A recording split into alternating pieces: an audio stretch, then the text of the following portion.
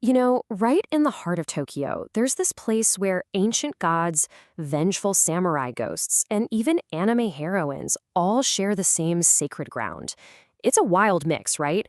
This is Kanda Myojin, a shrine that's been around for 13 centuries, but somehow feels more alive today than ever before. This is the story of how tradition doesn't just survive, it evolves. So let me ask you a strange question. How does a 1,300-year-old shrine protect your computer? We think of spiritual protection, sure, but digital protection? But here's the thing. At Kanda Myojin, that question isn't weird at all. In fact, you could say it's their specialty. And here's how they do it. This isn't just some generic good luck charm. No, this is a special amulet for IT information safety. And get this, it's designed to look just like a little computer chip. The idea is to protect you from things like system crashes, data leaks, and viruses. But believe it or not, that's only half of the story. That's right. The very same shrine that's protecting corporate servers is also a certified holy site for anime fans. They come in droves to see the real-world home of a character from the huge hit show Love Live. So you've got to ask, right? How did this one place become this go-to spot for both tech CEOs and pop culture fans? Well, to figure that out, we got to go back, way back. See, the secret to why Kanda Myojin is so relevant today, well, it's all buried deep in its past. Its power comes from this incredible mix of powerful gods, a famously angry samurai ghost, and some of the most important leaders in Japanese history. Okay, so let's set the scene.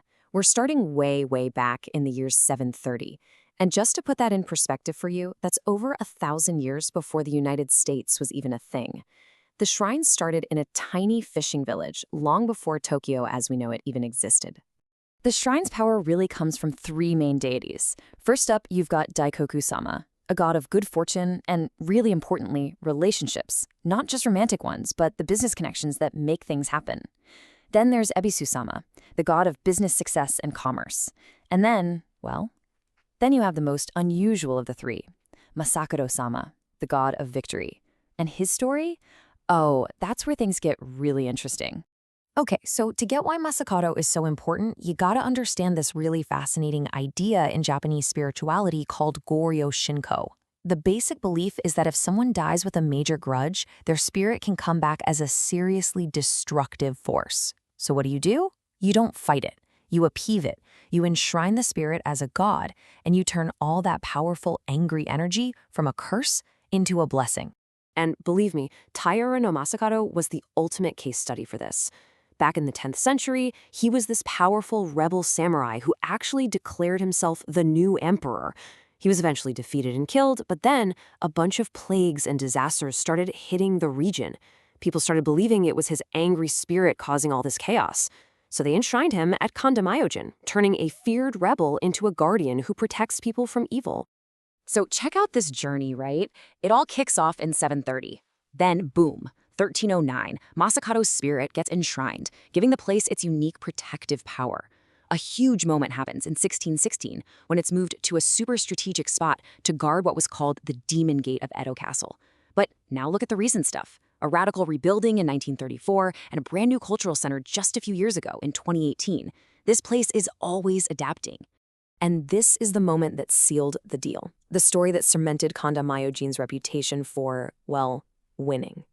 Right before a massive battle that would decide who ruled Japan, the guy who would become the next shogun, Tokugawa Ieyasu, came here to pray. He won that battle on the shrine's main festival day, no less, and became the ruler of all of Japan. From that day forward, Kanda Myojin was the place you went when you needed to win. This whole idea of winning and surviving, it's not just some abstract spiritual thing here. Nope. It's literally built into the walls of the shrine. Its physical design is the perfect symbol of its whole philosophy. Use the best of the new to protect the timeless. And the thing that forced this change? It was an absolute disaster. In 1923, the Great Kanto earthquake hit, and the fires that followed just leveled Tokyo. The shrine, which was made of wood like everything else back then, burned to the ground. It was a total, devastating loss. So what did they do? And this is where it gets brilliant. Instead of just rebuilding with wood like they always had, they did something totally radical for the time. In 1934, they rebuilt it using steel-reinforced concrete. It still had that traditional look on the outside, but its core was modern. And the result? The new building was so tough it survived the firebombing of World War II completely intact. I mean, think about that. This move, using cutting-edge tech to save ancient tradition, was so important, so forward-thinking, that the building itself is now a national cultural treasure. It's basically a monument to adapting to survive.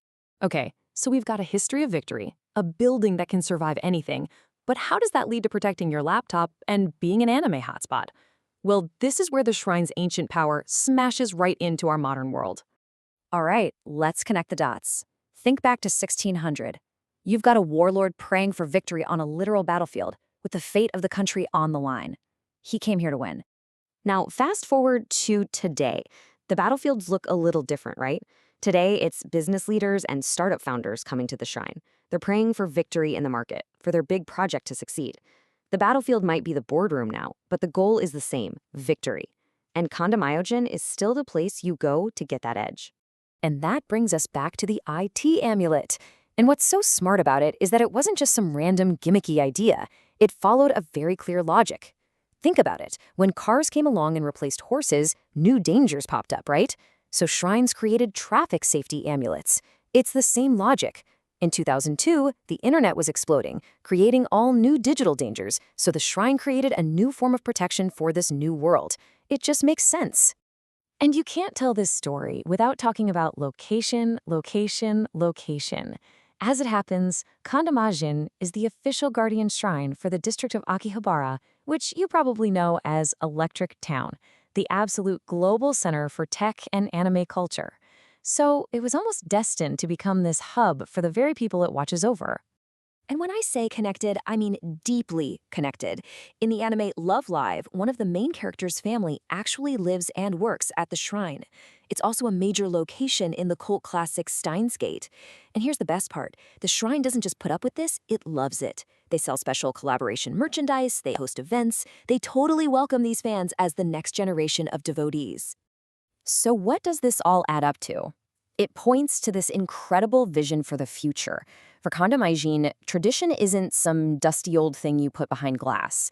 No, it's something you do, something you live and breathe and constantly reinvent for the world we live in right now. And if you want to see what that looks like in person, just check out the Edocco Cultural Center, which they opened in 2018 right on the shrine grounds. It has event halls for everything from traditional arts to rock concerts, a cafe serving these super trendy desserts, and workshops. It's designed to be a cool place where all these different worlds can just hang out and mix. And they are not messing around. They're putting serious money behind this vision. The budget for all their 1300th anniversary projects, including this new center, was 6 billion yen. That is a huge bet on the idea that the best way for tradition to survive is to let it change. And all this really brings us to one big final question, doesn't it?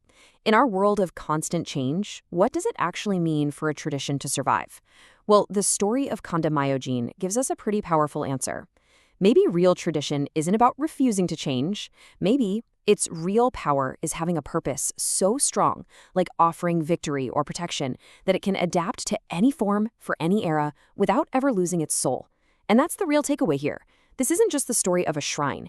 It's a blueprint for how any ancient institution can thrive in the 21st century, not by resisting change, but by embracing it.